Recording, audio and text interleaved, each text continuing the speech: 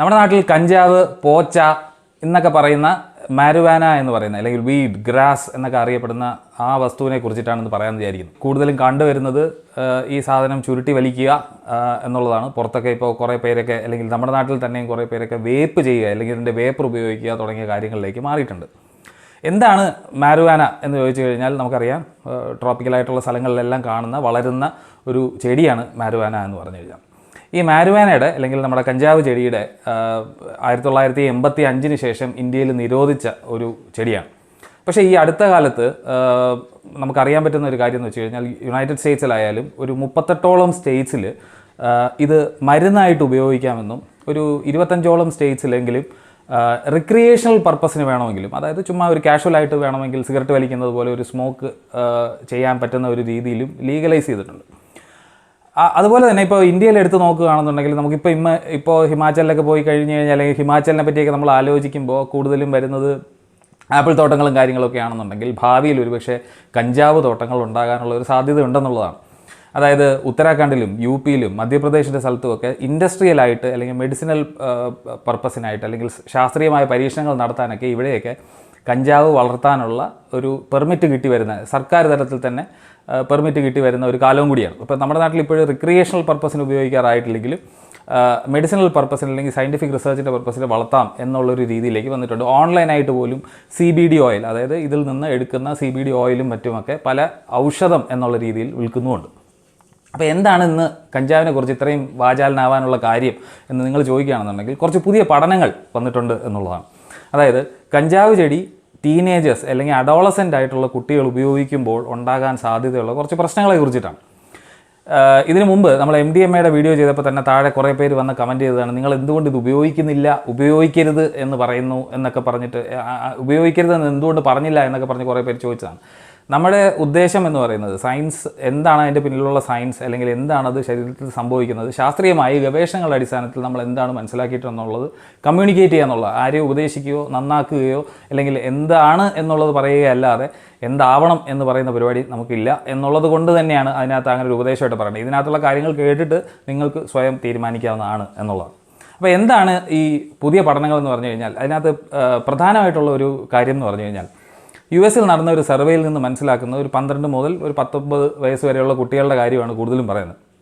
നേരത്തെ ഉണ്ടായിരുന്നതിൽ നിന്നും പലരും ഇപ്പോൾ കരുതുന്ന ഒരു കാര്യം, കഞ്ചാവ് എന്ന് പറയുന്നത് അല്ലെങ്കിൽ മാരുവാന എന്ന് പറയുന്നത് ഒരു സേഫ് ആയിട്ടുള്ള ഒരു സാധനമാണ് എന്നുള്ളതാണ്. അതിന് പ്രധാനമായിട്ട് നമ്മുടെ നാട്ടിലും പറയുന്ന കുറേ കാരണങ്ങളാണ്. ഇത് പച്ചിലയാണ്, അല്ലെങ്കിൽ ഒരു ചെടിയിലുണ്ടാകുന്ന കാര്യമാണ്, ഇത് അങ്ങനെ അഡിക്ഷൻ ഇല്ല എന്നൊക്കെ ഉള്ള കാര്യങ്ങളാണ് കൂടുതലായിട്ട് പറയുന്നത്. മാത്രമല്ല ഇപ്പോൾ നമ്മൾ കണ്ടുവരുന്ന ഒരു കാര്യം എന്ന് വെച്ച് കഴിഞ്ഞാൽ പഴയ കഞ്ചാവല്ല ഇന്നത്തെ കഞ്ചാവ് എന്നുള്ളതാണ്. അതായത് അതിനകത്ത് മായങ്ങൾ ചേർക്കുന്നോ അങ്ങനെ എന്തെങ്കിലും പ്രശ്നമുണ്ട് എന്നുള്ളതല്ല ഞാൻ പറഞ്ഞത്. കഞ്ചാവിനെ നാച്ചുറലായിട്ടുണ്ടാകുന്ന പരിണാമത്തിലൂടെ അല്ലെങ്കിൽ ആർട്ടിഫിഷ്യലായിട്ട് ബ്രീഡ് ചെയ്തെടുക്കുന്ന കഞ്ചാവിലൂടെ കഞ്ചാവിനകത്ത് ഒരു 120ഓളം കോമ്പൗണ്ടുകൾ ഉണ്ടെന്നുണ്ടെങ്കിലും CBDയും THCയും ആണ് അതിനകത്ത് പ്രധാനപ്പെട്ട കാര്യം. THC എന്ന് പറയുന്നത് ഡെൽറ്റ-9 ടെട്രാ ഹൈഡ്രോ കാനബിനോൾ എന്ന് പറഞ്ഞ ഒരു വസ്തുവാണ്. അപ്പോൾ ഇതാണ് അതിനകത്തുള്ളൊരു മാദകദ്രവ്യം എന്ന് പറഞ്ഞത്. അപ്പോൾ ഞാൻ പറഞ്ഞു വന്നത്, ഈ നേരത്തെ ഒരു വെയിറ്റ് വെച്ച് നമ്മൾ നോക്കുകയാണെങ്കിൽ ഒരു 4% THC ഒക്കെയാണ് പലപ്പോഴും കഞ്ചാവ് ചെടിയിൽ കണ്ടിരുന്നെങ്കിൽ ഇപ്പോൾ ഉള്ള ചെടികളിൽ അല്ലെങ്കിൽ ലേറ്റസ്റ്റ് ആയിട്ട് ആർട്ടിഫിഷ്യലായിട്ടുള്ള ബ്രീഡിങ് വഴി ഉണ്ടാക്കിയെടുത്തിട്ടുള്ള അല്ലെങ്കിൽ ആർട്ടിഫിഷ്യൽ സെലക്ഷനിലൂടെ നമ്മൾ ഉണ്ടാക്കിയെടുത്തിട്ടുള്ള കഞ്ചാവ് ചെടികളെ നോക്കുകയാണെങ്കിൽ നേരത്തെ ഉള്ളതിനെ പോലെ അല്ല. 20% വെയിറ്റ് ഒരു ചെടി എടുക്കുകയാണെങ്കിൽ അതിൻ്റെ 20% വെയിറ്റിലും THC ഉണ്ട് എന്നുള്ളതാണ് കണ്ടുവരുന്നത്.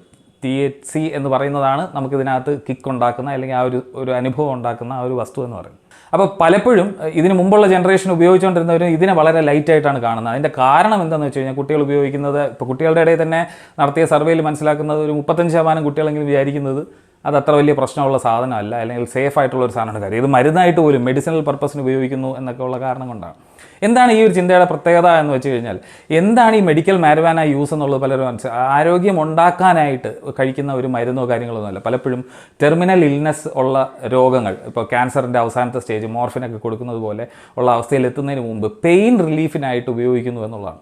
ഇനി മെഡിക്കൽ മാരിവാന യൂസിന് അപ്രൂവ് ചെയ്തിരിക്കുന്ന കാര്യങ്ങളും ക്രോണിക് പെയിൻ റിലീഫ് കുറേ കാലമായിട്ടുള്ള ഈ റിക്രിയേഷണൽ ഡ്രഗ്സ് ആയിട്ട് പോലും അംഗീകരിച്ച സ്ഥലങ്ങളിൽ US-ലുള്ള കാര്യമാണ് ഞാൻ പറയുന്നത്. അവിടെയൊക്കെ എന്ന് പറഞ്ഞാൽ മുട്ടുവേദന അല്ലെങ്കിൽ എപ്പിലെപ്റ്റിക് സീഷേഴ്സ്, കുട്ടികളിലുള്ള എപ്പിലെപ്റ്റിക് സീഷർ ഇതുപോലെയുള്ള കാര്യങ്ങൾക്ക് ഒരു പ്രത്യേക ഡോസിൽ കൊടുത്തു കഴിഞ്ഞാൽ ഫലമുണ്ടാകും എന്നുള്ള ചില ആനിമൽ സ്റ്റഡീസിൻ്റെയും ചില പഠനങ്ങളുടെ അടിസ്ഥാനത്തിലാണ്. കൺക്ലൂസീവായിട്ടുള്ള എവിഡൻസ് ഒന്നുമില്ല. ഇനി എന്താണ് ഇതിനകത്ത് പ്രധാന പ്രശ്നം എന്ന് വെച്ച് കഴിഞ്ഞാൽ, എലികളിൽ പരീക്ഷിച്ചപ്പോൾ മനസ്സിലായ ഒരു കാര്യം, അതായത് അഡോളസൻ്റ് ആയിട്ടുള്ള യങ് അഡൾട്ട് ആവുന്നതിന് തൊട്ട് മുമ്പുള്ള ഒരു ടീനേജ് പ്രായം എന്നൊക്കെ പറയാം, ഈ പ്രായത്തിലുള്ള ജീവികളിൽ നമ്മളിത് കൊടുക്കുകയാണെന്നുണ്ടെങ്കിൽ എന്താണ് പ്രശ്നം എന്ന് വെച്ച് കഴിഞ്ഞാൽ, ഇത് ബ്രെയിനിൻ്റെ കെമിസ്ട്രി തന്നെ മാറ്റുന്നു എന്നുള്ളതാണ്. ഈ ബ്രെയിനിൻ്റെ കെമിസ്ട്രി എങ്ങനെയാണ് മാറ്റുന്നതെന്ന് വെച്ച് കഴിഞ്ഞാൽ, നമ്മുടെ ശരീരത്തിൽ ധാരാളം എൻഡോ കാനബിനോയിഡ്സ് ഉണ്ട്. എൻഡോ എന്ന് പറഞ്ഞാൽ ശരീരം തന്നെ ഉൽപ്പാദിപ്പിക്കുന്ന ചില എന്താണോ കഞ്ചാവ് കഴിക്കുമ്പോൾ അല്ലെങ്കിൽ കഞ്ചാവ് വലിക്കുമ്പോൾ അതിനകത്തുനിന്ന് THC എവിടെയാണോ പോയി ബൈൻഡ് ചെയ്യുന്ന അതേ റിസപ്റ്റർ CB1 എന്ന് പറയുന്ന റിസപ്റ്ററുമായിട്ട് ബൈൻഡ് ചെയ്യുന്ന ശരീരത്തിൽ തന്നെയുള്ള എൻഡോ കാനബിനോയിഡ്സ് ഉണ്ട്. ഇതിൻ്റെ റോൾ എന്ന് പറഞ്ഞാൽ ശരീരത്തിലെ പല അവയവങ്ങളും, അതായത് കുഞ്ഞിലെ മുതൽ വളർന്നു വരുമ്പോഴത്തേക്കും വളർത്തിയെടുക്കുക, ബ്രെയിനിനെ പ്രൂൺ ചെയ്യുക തുടങ്ങിയ പല കാര്യങ്ങളാണ്. ഇത് നാച്ചുറലായിട്ട് നമ്മുടെ ശരീരത്തിൽ തന്നെ സംഭവിക്കുന്ന കാര്യമാണെങ്കിൽ ഇതേ റിസപ്റ്റേഴ്സിൽ തന്നെയാണ് THC പോയി ബൈൻഡ് ചെയ്യുന്നു എന്നുള്ളതാണ്. അപ്പോൾ THC എന്താ ചെയ്യുന്നത്, ഈ എലികളിൽ കണ്ട കാര്യം എന്ന് വെച്ച് കഴിഞ്ഞാൽ ന്യൂറോൺസിനെ അതിങ്ങനെ പ്രൂൺ ചെയ്ത് കളയുന്നു എന്നുള്ളതാണ്, അല്ലെങ്കിൽ പ്രൊട്രൂഡ് നിൽക്കുന്ന തള്ളി നിൽക്കുന്ന ഭാഗങ്ങളെ മുറിച്ച് കളയുന്നു എന്നുള്ളതാണ്.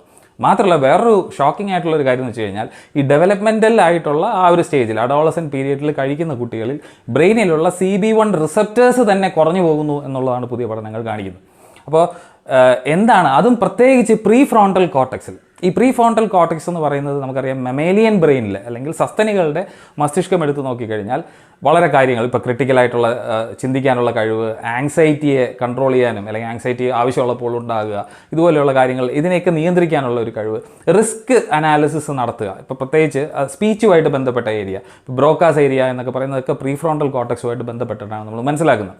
ഇത് മാത്രമല്ല വെൻട്രോമീഡിയൽ പ്രീ ഫ്രോണ്ടൽ കോർട്ടക്സ് എന്ന് പറയുന്നതാണ് നമ്മുടെ റിസ്ക് അസസ്മെൻറ്റുമായിട്ടൊക്കെ ബന്ധപ്പെട്ടുള്ള കാര്യങ്ങളൊക്കെ ചെയ്യുന്നത്. അപ്പോൾ ഈ ഏരിയ പ്രീ ഫ്രോണ്ടൽ കോർട്ടക്സിനാണ് ഇത് പ്രധാനമായിട്ടും ബാധിക്കുന്നത്. അതിൽ തന്നെ ഈ CB1 റിസപ്റ്റേഴ്സ് കുറേ പോയി കഴിയുമ്പോൾ നമുക്ക് നാച്ചുറലായിട്ട് ഉണ്ടാകുന്ന സന്തോഷങ്ങളും കാര്യങ്ങളൊക്കെ പോകുന്നു എന്നുള്ളത് കാണിക്കുന്നുണ്ട്. ഇനി മറ്റൊരു കാര്യം എന്ന് പറഞ്ഞു കഴിഞ്ഞാൽ, ടീനേജിൽ തുടങ്ങുന്ന അഡിക്ഷൻ ആണെന്നുണ്ടെങ്കിൽ അല്ലെങ്കിൽ ടീനേജിൽ വലിച്ചു തുടങ്ങുന്നവരിൽ കാണുന്ന ഒരു കാര്യം എന്ന് പറഞ്ഞു കഴിഞ്ഞാൽ, അവർക്ക് ഇതൊരു അഡിക്ഷനായി മാറുന്നു എന്നുള്ളത് ബാക്കിയുള്ളവർക്ക് വരുന്നില്ല എന്നുള്ളതല്ല, യങ് അഡൾട്ട്സിൽ വരുന്നതിനേക്കാൾ കൂടുതലാണ് ടീനേജേഴ്സിനുണ്ടാവുക. അതിനേക്കാൾ വളരെ കുറവ് മാത്രമേ അഡൾട്ട്സിനുണ്ടാവാറുള്ളൂ. ഒരു 1-2 അല്ലെങ്കിൽ റിക്രിയേഷനിലായിട്ടോ വലിക്കുമ്പോൾ ഒരു അഡിക്ഷൻ ആവുന്നില്ലെങ്കിലും കുട്ടികളിൽ കാണുന്ന ഒരു കാര്യം ഇത് കൂടുതൽ അഡിക്ഷനിലേക്ക് പോകുന്നു എന്നുള്ളതാണ്. ഇനി ഇത് തന്നെ ഒരു അസുഖമായി മാറുന്ന ഒരവസ്ഥയുണ്ട്. അതായത് ഒരു സബ്സ്റ്റൻസ് അബ്യൂസ് ഡിസീസായിട്ട് മാറുന്ന അവസ്ഥയുണ്ട്. അവരിൽ കാണുന്ന ഒരു കാര്യം എന്ന് പറഞ്ഞു കഴിഞ്ഞാൽ, ഇപ്പോൾ ഈ ടീനേജേഴ്സിനെ എടുക്കുകയാണെന്നുണ്ടെങ്കിൽ സബ്സ്റ്റൻസ് അബ്യൂസ് ഒന്നും ആയിട്ടില്ല, കഴിഞ്ഞ വർഷം ഉപയോഗിച്ചിട്ടുണ്ടെന്നുണ്ടെങ്കിൽ നേരത്തെ ഉള്ളതിനേക്കാൾ ഇരട്ടി ഡിപ്രഷനും സൂയിസൈഡൽ ടെൻഡൻസിയൊക്കെയാണ് കാണിക്കുന്നത്. എന്നാൽ ഇത് സബ്സ്റ്റൻസ് അബ്യൂസിലേക്ക് പോയി കഴിഞ്ഞാലോ 2.5 മുതൽ 3 ഇരട്ടി വരെയുള്ള ആളുകൾക്കാണ് ഈ പറയുന്ന ഒരു പ്രശ്നമുള്ളതായിട്ട് കാണിക്കുന്നത്. മാത്രമല്ല മെമ്മറി ലോസ് ഇതുപോലെയുള്ള പ്രശ്നങ്ങളും ഉണ്ട് എന്ന് പുതിയ പഠനങ്ങൾ വന്നിട്ടുണ്ട്.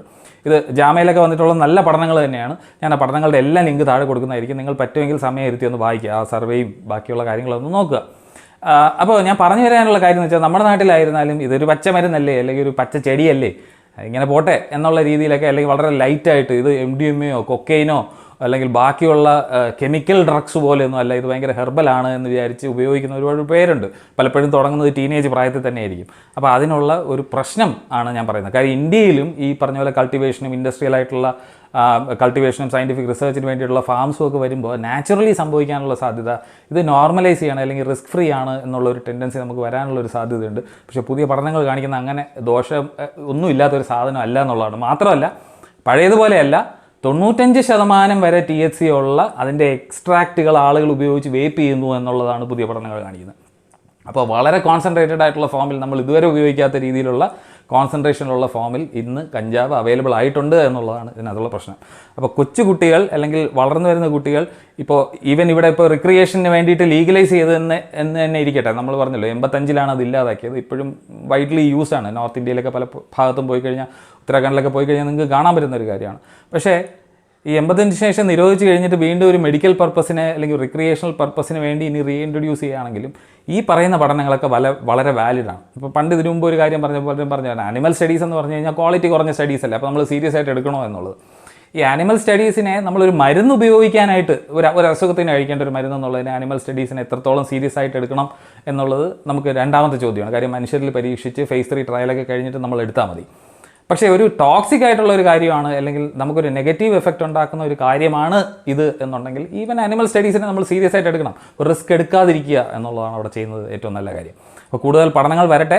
അപ്പോൾ ടീനേജിൽ ഉപയോഗിച്ച് തുടങ്ങുന്നത് വളരെ ദോഷകരമായിട്ടുള്ള ഒരു കാര്യമാണ് എന്ന് മാത്രം പറഞ്ഞുകൊണ്ട് ഇന്നത്തെ വീഡിയോ നിർത്തുന്നു. തുടർന്ന് ഇതുപോലെയുള്ള വിഷയങ്ങൾ കേൾക്കാൻ താല്പര്യമുണ്ടെന്നുണ്ടെങ്കിൽ തീർച്ചയായിട്ടും ചാനൽ സബ്സ്ക്രൈബ് ചെയ്യുക. കുറച്ച് പേര് മെമ്പേഴ്സ് ആയിട്ടുണ്ട്. അവർക്ക് പ്രത്യേകിച്ച് ഈ കണ്ടൻറ്റുകളല്ലാതെ വേറെ ഒന്നും ഓഫർ ചെയ്യാനില്ലെങ്കിലും മെമ്പേഴ്സായ അവർക്ക് പ്രത്യേകം നന്ദി അറിയിക്കുന്നു. തുടർന്ന് ഇതുപോലെയുള്ള വിഷയങ്ങൾ കേൾക്കാനായിട്ട് തീർച്ചയായിട്ടും ട്യൂൺ ചെയ്തിരിക്കുക. അപ്പോൾ ബൈ.